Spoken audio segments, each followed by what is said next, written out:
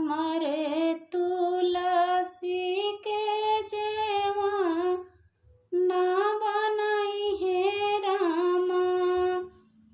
ओ के हम लिखवाया जोध्या के राजयंगनैया बीचे तुलसीला गगैले रामयंगनैया बीचे तुलसी।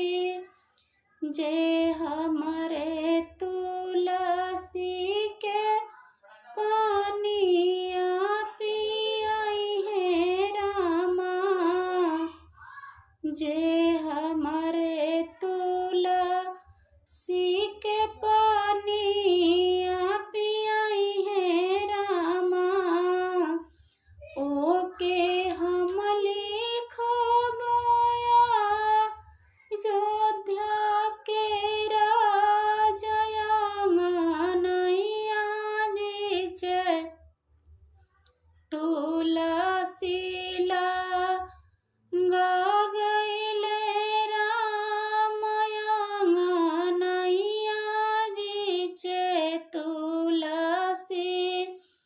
जे हमारे तुलसी के सेजिया लगई है रामा।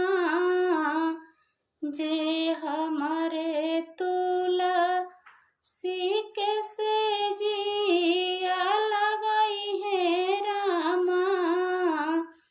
ओ के हम लिखवाया अयोध्या के राजा अंगनैया बीचे तुलसीला गगैले रामयंगनैया बीचे तुलसीला गगैले रामयंगनैया बीचे तुलसीला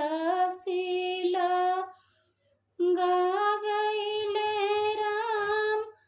जे